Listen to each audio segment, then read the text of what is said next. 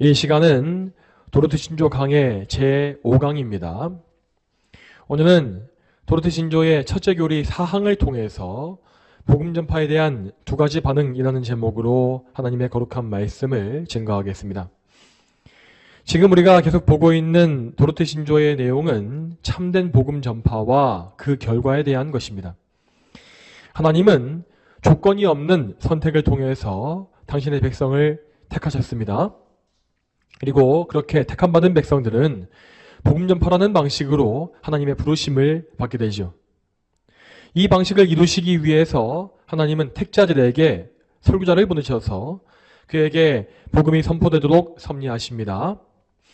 여기에서 설교자, 즉 복음 전파의 일꾼은 항상 성경적인 복음을 선포해야 합니다. 성경적인 복음이란 것은 하나님의 사랑만 전하는 반쪽짜리 메시지가 아닙니다. 성경의 복음은 하나님의 공의와 사랑을 함께 선포하는 것으로서 엄밀히 말하면 하나님의 율법과 심판에 대해서 먼저 선포하여서 하나님의 공의로우심을 먼저 알게 해야 하는 것입니다. 하나님의 율법은 죄인의 상태를 있는 그대로 폭로하며 그의 교만한 마음을 꺾어서 낮춥니다. 이 모든 것은 성령의 역사로서 성령께서 율법을 도구로 써서 죄인을 겸손케 만드시는 것이죠. 그리고 이렇게 겸손해진 사람들은 그 마음에 하나님의 은혜와 사랑을 갈망하게 되는데 이렇게 준비된 자들만이 그리스도를 진정으로 영접하고 하나님의 사랑을 알게 되는 것입니다. 말하자면 자신의 죄인됨을 먼저 알지 못한 사람들은 그리스도께서 도대체 누구이신지 또 왜 그분이 십자가에 못 박혀 죽으셔야 했는지에 대해서 저는 이해할 수 없는 것입니다. 그러나 성령님에 의해서 심령이 준비된 사람들은 자기의 유일한 소망이요 구원의 길이 그리스도뿐임을 믿게 됩니다. 그는 참으로 하나님의 공의를 두려워하며 그 공의가 만족되어서 진노에서 자유케 되기를 원합니다. 이러한 마음을 가지고서 절박하게 그리스도를 붙잡는 것은 결코 사람에게서 나온 것이 아닙니다. 이것은 오직 성령님의 역사입니다. 그러므로 저를 비롯한 모든 설교자를 포함하여서 또한 복음을 전파하는 성도들은 다 이러한 복음 전파의 내용과 원리를 알아야 합니다. 참된 복음 전파는 사람의 지혜와 사람의 메시지로 된 것이 아닙니다. 오직 하나님의 참된 말씀, 성경의 계시와 성령님의 역사만이 복음 전파의 올바른 길이 되는 것입니다. 그렇지만 이렇게 참된 복음을 열심히 선포한다 할지라도 그것을 듣는 모든 사람이 다 구원받는 것은 아닙니다. 복음이 전파된 곳에서는 반드시 두 가지의 반응이 나오게 되어 있습니다. 이는 곧 복음을 거부하느냐 받아들이고 믿느냐의 두 반응인 것이죠. 이에 대해서 도르트 신조의 다음 교리를 함께 보겠습니다. 오늘 교리는 첫째 교리 중에 사항입니다. 다 함께 도르트 신조 책자의 23페이지 아랫부분에 있는 사항을 보시면 되겠습니다. 사항 맨 처음 부분부터 같이 읽겠습니다. 사항, 복음 전파에 대한 두 가지 반응. 이 복음을 믿지 않는 사람들에게는 하나님의 진노가 머물러 있다. 그러나 이 복음을 받아들이고 구주 예수님을 참되고 살아있는 믿음으로 영접하는 사람들은 구주 예수님으로 말미암아 하나님의 진노와 멸망에서 구원받고 영생을 선물로 받는다. 아멘. 성경은 이렇게 복음 선포와 그 결과에 대해서 명확한 말씀을 선포합니다. 복음이 선포될 때에 그 복음에 대한 반응은 오직 두 가지만으로 나누어지게 되어 있습니다. 첫째는 복음을 받아들이고 그리스도를 믿어서 구원받는 그런 반응이고, 둘째는 복음을 받아들이지 않음으로 인하여서 멸망에 들어가는 반응입니다. 이 중에서 먼저 첫 번째로 복음을 거부하는 반응에 대해서 살펴보겠습니다. 여러분, 복음을 거부한 사람들은 이 세상에 정말로 넘치도록 많이 있습니다. 그들 모두는 그리스도를 참되게 믿지 않는 불신자이지만 표면적으로 그들이 겉으로 드러나는 반응이 있어서는 약간의 차이가 있습니다. 먼저 이들 중에서는 복음을 노골적으로 거부하고 듣지 않는 사람들이 있습니다. 그들이 이와 같이 복음을 거절하고 또 미워하는 이유가 무엇일까요? 그것은 복음이 자기의 죄인됨을 드러내기 때문입니다. 복음은 불신자들이 지금까지 숨겨왔던 죄악을 들추어내고 그들의 심판받아 마땅한 죄인으로 폭로합니다. 자, 이럴 때에 대부분의 사람들은 그 더러움을 감추려고 애쓰며 귀를 막으려 합니다.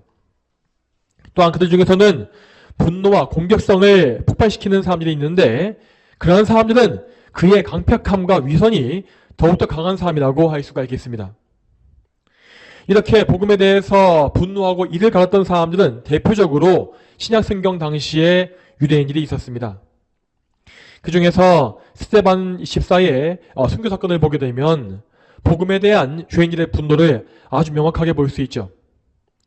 이에 대해서 성경의 말씀을 같이 보겠습니다.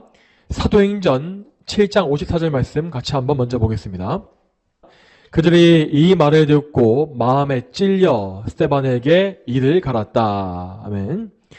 이 말씀과 같이 유대인들은 스데반이 전한 복음에 대해서 이를 갈 정도로 크게 분노했습니다. 스데반은 유대교의 율법주의를 책망하면서 이스라엘의 역사에 대해서 말씀을 전했습니다. 여러분, 유대인들은 아브라함에서부터 시작된 그들의 역사를 엄청나게 대단한 역사로 포장했고 선민으로서의 우월성을 내세웠습니다. 그렇지만 여기에서 스데반 집사가 말했던 이스라엘 백성의 역사는 전혀 영광스럽지 않았고 오히려 온갖 불순종과 죄악으로 얼룩져 있었습니다. 먼저 그들의 조상들은 의로운 요셉을 시기하고 박해했으며 또 나중에는 모세에게도 불순종하여서 금송아지를 섬긴 바 있었습니다. 그리고 그 이후에도 그들은 항상 우상을 버리지 않았고 선지자들을 박해하고 죽였죠. 이렇게 뿌리가 깊은 불순종과 죄악은 자손 대대로 이어져서 결국 하나님의 아들이신 예수 그리스도를 십자가에 못 박아 죽이기에 이른 것입니다. 이처럼 스데반은 성경의 기록을 가지고서 죄인들의 죄악을 책망하고 회개를 촉구했습니다. 만약 유대인들이 이 말씀을 정상적으로 들었다면 그들은 마땅히 눈물로 회개하고 제위에 앉으며 옷을 찢으면서 하나님 앞에 돌아왔어야 했습니다. 그렇지만 그들은 분명히 이 말씀에 마음이 찔렸음에도 불구하고 회개한 것이 아니라 스데반에게 이를 갈았다라고 되어 있죠.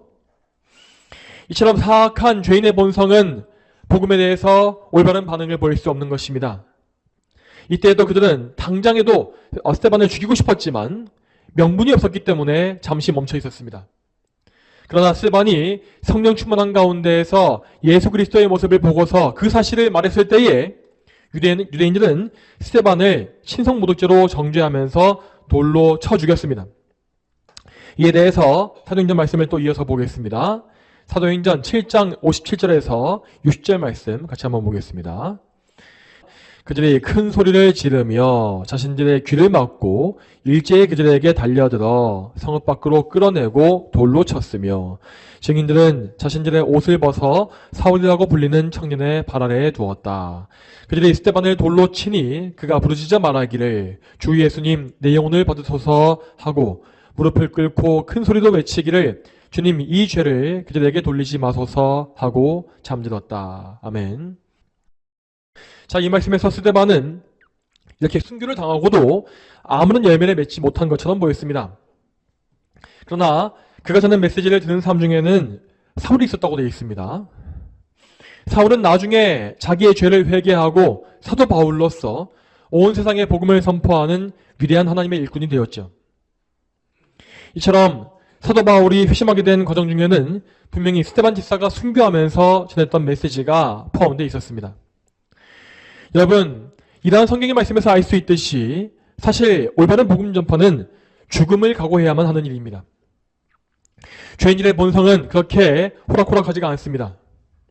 특히 설교를 한 사람은 사람들에게 미움받을 각오를 하고서 자기를 부인하며 복음 사역을 해야만 합니다. 그렇게 사람들에게 인정받는 것을 포기하고 생명을 다해서 복음을 전할 때에 그 사역에서는 참된 회심자가 나오게 되는 것입니다. 자, 그러면 계속해서 복음을 받아들이지 않는 사람들의 종류를 더 보겠습니다. 앞에서 보았듯이 어떤 사람들은 복음을 노골적으로 거절하거나 심지어 분노하고 공격하는 경우도 있습니다. 그런데 또 다른 사람들은 복음을 들었을 때에 그것을 믿는 척하면서 하지만 진정으로 믿는 것이 아니라 단지 생각으로만 동의하는 경우가 있습니다. 자, 이러한 부류의 사람들은 오늘날 이 교회 안에 정말로 많이 있습니다. 현대의 많은 교회들은 복음을 진정으로 받아들이지 않는 사람들을 신자로 간주함으로써 많은 문제를 낳아왔습니다. 특히 과거 1970년대부터 사용되어 왔던 사형리 전도 방식은 이러한 거짓 신자들을 양산해봤음에도 불구하고 아직도 버젓이 사용되는 것을 볼 수 있습니다. 사형리 전도 방식은 복음의 내용을 아주 단순하게 만들어서 오직 사랑 중심의 메시지를 전달합니다. 그 내용을 보게 되면 하나님의 주권이나 그분의 계명과 심판에 대한 내용이 전혀 나오지 않습니다. 또한 죄에 대한 내용이 일부 나오긴 하지만 그 죄를 율법과 연결해서 설명하지는 않죠. 이렇게 간략한 설명을 한 이후에 사형리는 마지막으로 영접 기도를 하게 합니다. 그리고 이 영접 기도문을 진심으로 고백하기만 하면 그 사람은 구원받은 성도입니다 라고 간주해버리는 것입니다. 그러나 이러한 방식을 통해서 전도받은 사람은 그리스도를 진정으로 믿게 되는 것이 아닙니다. 그는 단지 그리스도에 대해서 생각으로 지적으로 동의한 것일 뿐 하나님의 주권에 순복하지도 않고 그리스도를 구주로 믿지도 않는 것입니다. 그리스도를 믿는 사람은 성령님의 역사에 의해서 자신의 죄인됨을 철저히 인정하게 되며 그래서 간절한 심령으로 그리스도를 붙잡게 되어 있습니다. 그리고 그에게서는 참된 회심의 열매로서 거룩한 삶의 모습이 드러나게 됩니다. 이러한 역사가 없이 단지 입으로만 고백하는 것은 결코 구원의 참된 방법이라 할 수가 없습니다. 또한 우리 개혁파 교회들을 보게 되면 이 교리 지식을 많이 쌓는 것을 구원과 혼동하는 경우가 참 많이 있습니다. 사실 우리 칼빈주의 교리와 신학은 그 내용이 정말 논리적이고 정교하기 때문에 지식과 학문 측면에서도 상당한 매력이 있는 것이 사실입니다. 그러다 보니 이 칼빈주의 교리를 단지 지식적으로만 접근해서 책을 많이 읽고 연구하는 데에 열심을 내는 사람들이 생겨나게 되었죠. 그런 사람들은 개혁교회들 안에 다수 포진해 있는데 그들은 실제적인 기도와 경건의 삶에는 관심이 없고 오직 지식을 쌓고 논쟁하는 데에만 엄청난 열의를 가지고 있습니다. 당연히 이러한 믿음은 그리스도를 진정으로 믿는 것이 아니며 구원의 열매 역시 맺지 못합니다. 자, 여러분, 지금까지 보았던 바와 같이 복음을 거절하는 불신자들은 표면적으로 다양한 양상을 보이는 것이 사실입니다. 어떤 사람은 노골적으로 복음을 거절하고 또 어떤 사람은 복음을 받아들이는 것처럼 보이지만 실제로는 그리스도를 믿지 아니합니다. 우리는 이러한 여러 가지 경우들을 잘 이해하고 또 경험해 가면서 복음 전파의 실제가 어떠한지를 알아야 합니다. 그렇지 않으면 우리는 복음을 전파할 때에 죄인들의 미움과 박해 속에서 낙심하게 되는 경우가 많을 것이고 혹은 그들의 거짓된 반응에 속아서 그들을 참된 신자로 간주해버리는 우를 범할 수도 있습니다. 그러므로 우리는 그리스도의 복음을 효과적으로 선포하기 위해서 이러한 지식 역시 갖춰나가야 하는 것입니다. 그렇다면 다음으로는 복음을 거절한 것의 결과에 대해서 살펴보겠습니다. 오늘 이 설교의 본문은 불신자들에게 벌어질 일에 대해서 이렇게 말하고 있습니다. 오늘 본문 말씀을 다시 한번 읽어보겠습니다. 요한복음 3장 36절 말씀 같이 읽어보겠습니다. 아들을 믿는 자는 영생이 있고 아들에게 순종하지 않는 자는 생명을 보지 못하고 오히려 하나님의 진노가 그 위에 머물러 있다. 아멘. 자, 이 말씀에서 아들에게 순종하지 않는 자들은 생명을 보지 못하고 하나님의 진노가 그 위에 머물러 있다라고 하였습니다. 이렇게 그리스도를 믿지 않는 자들은 자기의 죄가 그대로 있기 때문에 항상 하나님의 진노 안에서 살고 있는 것입니다. 그들은 집안에 있을 때에도 진노 가운데 있고 집 밖에 나가서도 진노 가운데 있습니다. 설령 그들이 이 지구를 떠나서 우주도 멀리 나간다 할지라도 그들에게는 항상 하나님의 진노가 있을 것입니다. 하나님은 죄를 회개하지 않는 자들을 절대 용서하지 아니하시고 그 죄에 합당한 심판을 내리십니다. 그 심판은 영원하기 때문에 이 땅 현세에서 시작하여서 내세 곧 영생까지 영원까지 이어지게 되어 있습니다. 그러면 먼저 그들이 이 땅 현세에서 받는 심판이 무엇인지를 살펴보겠습니다. 이에 대해서 요한복음 말씀을 또 보겠습니다. 요한복음 3장 18절부터 20절 말씀 같이 한번 읽어보겠습니다. 요한복음 3장 18절로 20절까지 하나님 말씀을 같이 한번 읽어보죠. 그분을 믿는 자는 심판을 받지 않으나 믿지 않는 자는 이미 심판을 받았으니 이는 하나님의 독생자의 이름을 믿지 않았기 때문이다. 그 심판은 이것이니 곧 빛이 세상에 왔으나 사람들이 자기 행위가 악함으로 빛보다 어두움을 더 사랑한 것이다. 악을 행하는 자는 누구든지 빛을 미워하며 빛으로 오지 않으니 이는 자기 행위들이 드러나지 않게 하려는 것이다. 아멘. 자, 우리가 이 말씀을 잘 보게 되면 하나님은 현세에서도 악인들에게 두려운 심판을 내리시는데, 자, 그 심판은 곧 회개의 은혜를 거두어 가시는 것이라고 되어 있습니다. 방금 읽은 말씀에서 18절을 보면 그리스도를 믿지 않는 자들에게 대해서 그가 이미 심판을 받았다라고 말하고 있습니다. 그리고 이어서 19절과 20절을 보게 되면 이 심판은 빛보다 어둠을 더 사랑하는 것, 또 빛을 미워해서 빛으로 오지 않는 것이라고 되어 있죠. 그러니까 불신자들은 하나님의 심판을 받기 때문에 빛을 미워하고 어둠을 사랑하는 그 상태에 계속해서 벌어져 있다는 것입니다. 물론 불신자가 보기에는 이러한 것이 전혀 심판과 같이 여기지 않을 것입니다. 그들이 보기에 가장 무서운 심판은 이 땅의 부활을 빼앗기는 것이기 때문입니다. 자기가 제일 귀하게 여기는 자기의 우상인 재물과 건강, 가족과 명예, 권력, 성공 등을 빼앗기는 것, 그것이 죄인들에게는 제일 큰 심판으로 여겨지는 것이죠.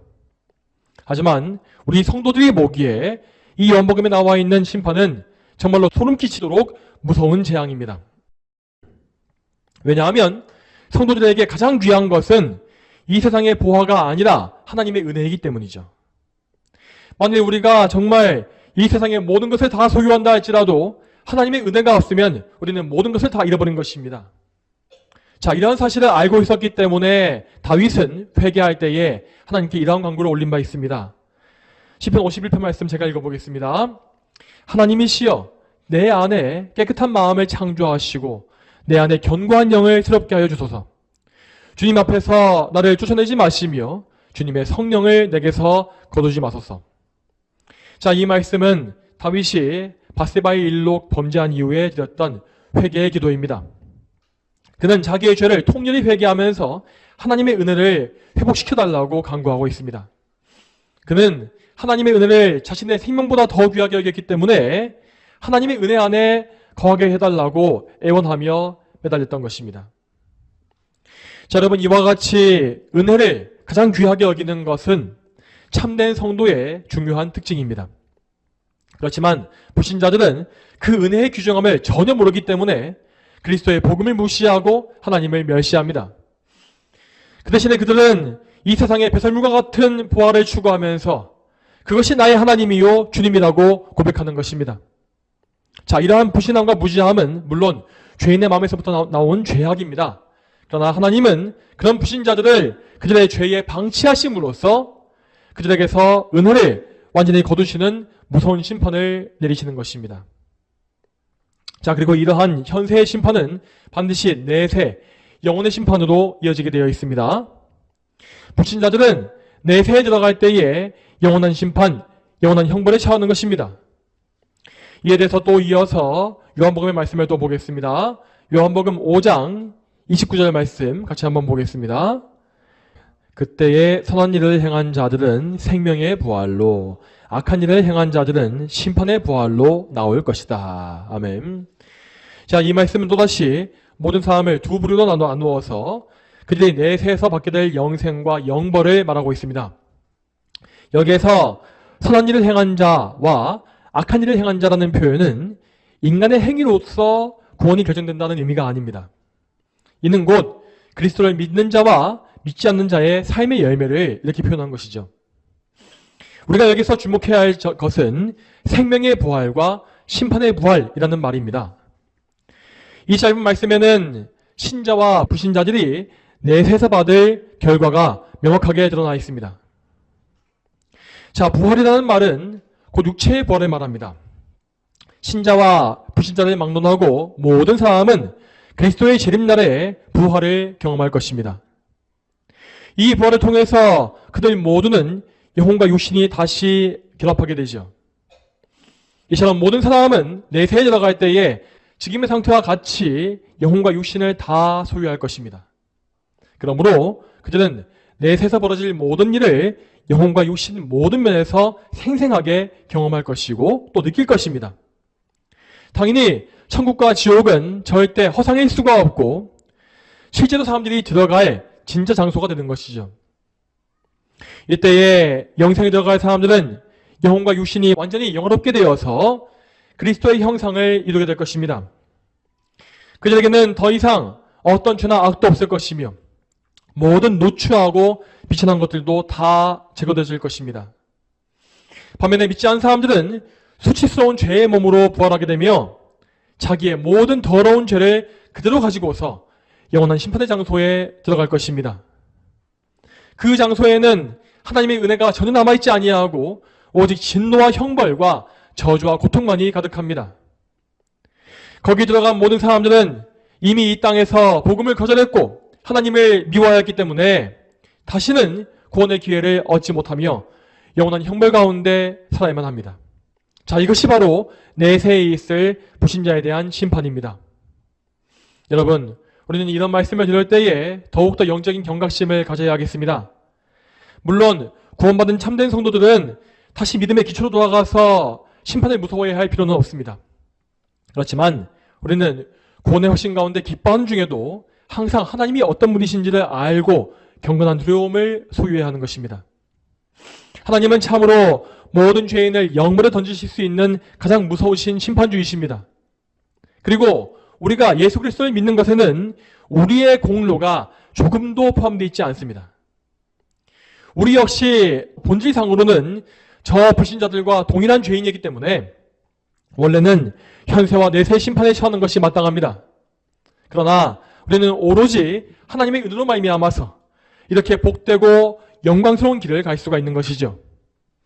이러한 사실을 기억할 때에 우리는 하나님을 더욱더 경외하게 될 것이며 또한 우리 삶의 목적을 더욱더 하나님의 영광에만 두게 될 것입니다. 여러분, 이 세상은 머지않아 다 지나갈 것이고 모든 죄와 죄인들은 심판 속에 들어갈 것입니다. 그러므로 우리는 이 세상에 속한 헛된 재난과 우상을 더 철저히 버리고 오직 하나님만 위해 사는 참된 믿음을 더욱더 굳게 견지해야 하겠습니다. 자, 지금까지 우리는 복음을 받아들이지 않는 불신자에 대한 말씀을 살펴보았습니다. 또 여기에 계속 이어서 다음으로는 복음을 받아들이는 신자들이 어떤 사람들인지를 살펴보겠습니다. 이제까지 우리가 보았던 바와 같이 하나님께서 선택하시고 부르신 사람들은 성령의 역사에 의해서 거듭나게 되며 또한 참된 믿음을 성령님께로부터 선물로 받습니다. 이러한 신자에 대해서 오늘 도르트 신조 4항은 이렇게 말하고 있습니다. 제가 이 부분을 읽어보겠습니다. 그러나 이 복음을 받아들이고 구주 예수님을 참되고 살아있는 믿음으로 영접하는 사람들은 구주 예수님으로 말미암아 하나님의 진노와 멸망에서 구원받고 영생을 선물로 받는다. 아멘. 자, 이 문장에서 우리는 믿음으로 말미암은 구원에 대해서 살펴볼 수 있습니다. 하나님은 당신의 백성을 친히 선택하시었고 그들의 구원자로 예수 그리스도를 보내주셨습니다.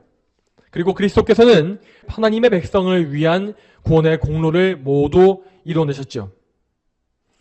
이 그리스도의 공로를 택자들에게 주시기 위해서, 선물로 주시기 위해서 하나님은 그때에 믿음이라고 하는 도구를 사용하시는 것입니다. 그래서 하나님은 모든 택자들에게 예외 없이 반드시 참된 믿음을 선물로 주십니다. 하나님의 백성 각 사람은 그 믿음으로 말미암아 복음을 받아들이고 예수 그리스도를 구주로 영접합니다. 그리고 그들은 그리스도의 공로를 통하여서 하나님의 진노와 멸망에서 구원받고 영생을 선물로 받는 것이죠. 여기에서 우리는 믿음의 중요성과 믿음의 역할이 무엇인지를 정확히 알아야 하겠습니다. 여러분, 우선 믿음은 우리의 구원에 절대적으로 필요한 필수 요소입니다. 이 세상에 그 누구도 믿음이 없이 구원받는 법은 없습니다. 자, 왜 그렇습니까? 왜냐하면 믿음이라는 것은 하나님께서 죄인을 구원하시기 위해서 정해놓으신 핵심적인 수단이기 때문입니다. 이 믿음을 무시하는 것은 유일한 구원의 길을 저버리는 것이므로 당연히 구원의 열매 역시 없는 것입니다. 그러므로 모든 사람은 반드시 하나님께 믿음을 구해야 합니다. 이 믿음은 전적으로 성령님이 주시는 선물이며 나 자신에게서는 절대 나오지 못합니다. 내가 믿기로 결단하고 내가 하나님을 선택한다라고 하는 것은 애초에 전혀 말이 되지 않습니다. 그런 식으로 해서 내가 믿음을 가졌다라고 말하는 사람은 사실 참된 믿음을 소유한 것이 아니라 자기의 신념을 가진 것에 불과합니다.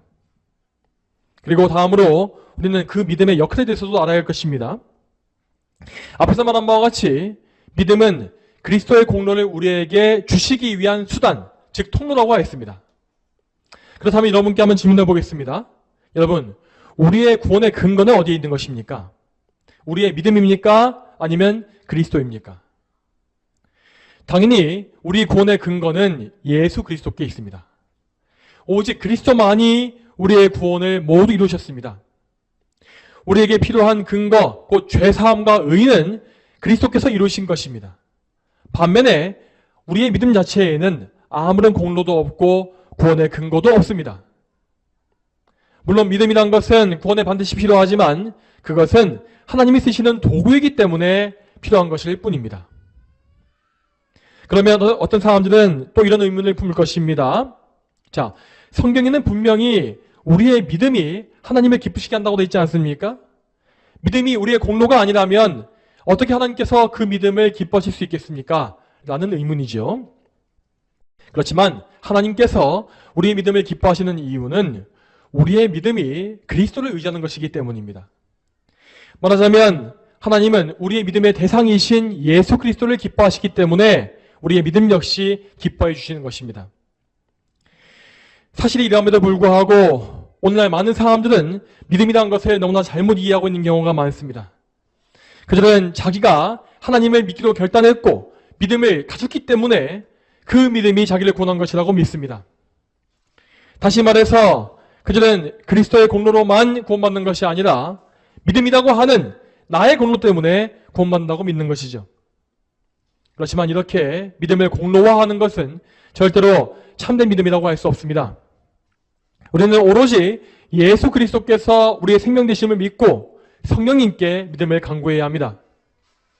그리고 우리는 그리스도를 통해서 아버지 하나님께 영광 돌리는 삶을 살기 위해서 우리의 믿음을 역시 써야 하는 것입니다. 자, 이제 마지막으로 우리는 참된 믿음이 무엇인지에 대해서도 생각해 봐야 할 필요가 있습니다. 앞에서 본 바와 같이 우리는 믿음이 우리의 구원에 절대적으로 필요한 도구라는 사실을 알아야 합니다. 그렇지만 또 이와 동시에 우리는 우리의 믿음의 목적이 무엇인지도 확실히 알아야 하겠습니다. 여러분, 만일 여러분께서 믿음의 목적을 여러분의 구원 자체에 두고 있다면 그 역시 성경적인 믿음이라고 할 수는 없습니다. 여러분, 우리가 믿음을 구해하는 목적, 그리고 그리스도를 믿는 목적은 궁극적으로 나의 구원이 아닙니다. 물론 구원받지 못한 상태에서는 우리는 1차적으로 구원 자체를 갈망할 수밖에 없습니다. 그러나 그런 중에도 우리는 내가 구원받아야만 하는 목적이 무엇인지를 알아야 하는 것입니다. 우리의 믿음과 구원의 목적은 항상 하나님의 영광에 있습니다. 자, 이러한 목적에 대해서 성경은 이렇게 말씀하고 있습니다. 이에 대해서 에베소서 1장 말씀을 보겠습니다. 에베소서 1장 11절과 12절 말씀 같이 보겠습니다.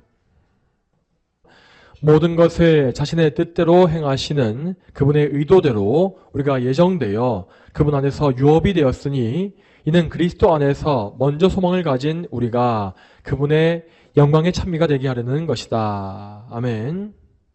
자, 이 말씀은 하나님께서 우리를 예정하시고 구원하신 목적을 이렇게 선포하고 있습니다. 우리가 그분의 영광의 찬미가 되게 하시려는 것이다 라고 했습니다. 이 말씀과 같이 우리는 하나님의 영광을 위한 찬미, 곧 찬송이 되게 하시려고 구원받은 사람들입니다. 우리는 우리의 유익과 성공을 위해서 구원받은 것이 아닙니다. 하나님은 오직 당신의 영광을 위해서 우리를 구원하신 것이며 그래서 우리가 오직 그분을 위한 삶을 살기를 원하십니다. 물론 우리가 하나님만 위해 산다면 우리는 분명히 많은 것을 희생해야 할 것입니다. 그렇지만 그 희생은 나 자신에게도 결코 손실이 아니며 무한한 유익을 가져온다는 사실을 기억하시기 바랍니다. 하나님의 영광을 위해서 모든 것을 바치는 사람은 그 사람 자신에게도 영원한 유익을 얻게 되는 것을 우리는 기억해야 합니다. 자, 그런 의미에서 우리는 오늘 제4항의 마지막 부분 역시 잘 살펴봐야 합니다. 제4항의 마지막 부분은 하나님의 진노와 멸망에서 구원받고 영생을 선물로 받는다라는 사실을 말하고 있습니다. 자, 여러분, 우리가 진노와 멸망에서 구원받는 것이 왜 좋은 일이겠습니까? 우리는 아마도 내가 멸망하는 것, 지옥 가는 것이 너무나 끔찍한 일이기 때문에 멸망하지 않는 것이 참 다행이어서 좋은 일이다 라고 생각할 것입니다. 그러니까 우리가 끔찍한 일을 당하지 않았기 때문에, 영벌에 처하지 않았기 때문에 하나님께 감사하고 안도하는 것이죠. 자, 물론 우리가 구원받는 것은 나 자신에게도 참 다행스럽고 감사한 일이 맞습니다. 그렇지만 우리는 여기에서도 하나님의 영광이라고 하는 주제에 대해서 집중해야 할 필요가 있습니다. 우리가 멸망한다는 것은 결국 하나님께 합당한 영광을 돌리지 못하는 것입니다. 물론 멸망하는 사람들도 하나님의 공의를 성취함으로써, 그러니까 그가 심판받음으로써 공의를 성취해서 하나님께 영광을 돌리는 부분이 있습니다. 하지만 멸망을 통해서 하나님께 영광을 돌리는 것은 결코 사람이 창조된 목적이라 할 수 없습니다. 우리 인간은 원래부터 하나님을 예배하고 찬송하며 그분을 기뻐하기 위해서 지어진 존재입니다. 그러므로 만약 우리가 죄 가운데 망한다면 우리는 그 하나님의 영광이라는 목적에 이르지 못하고 망하는 것이 되고 마는 것입니다. 그렇기 때문에 우리는 우리를 구원해 주신 하나님께 진실로 감사해야 합니다. 하나님은 참으로 놀랍게도 나 같은 죄인을 구원하시어서 그분을 위한, 그 높으신 하나님을 위한 영광의 찬송이 되게 하셨습니다. 나는 아무런 가치가 없고 무지하며 약하지만 하나님은 오직 은혜로 말미암아서 나의 원래 창조된 목적을 회복시켜 주신 것입니다. 그러므로 우리는 하나님의 영광을 위한 도구로서 택함받았음에 감사하면서 우리의 전 삶을 그 목적대로 하나님의 영광에 다 바쳐야 합니다. 어떻게 하면 하나님의 뜻에 더욱더 순종할 수 있을까? 어떻게 하여야 하나님을 더 풍성하고 뜨겁게 사랑할 수 있을까? 어떻게 하면 죄를 더 멀리하고 하나님만 가까이 모시며 예수 그리스도의 형상을 더 이루어갈 수 있을까? 이러한 목적에 우리의 마음을 다 쏟아야 하는 것입니다. 자, 이렇게 하나님의 영광에 붙잡힌 사람은 결코 미지근한 신앙 수준에 머물 수 없습니다.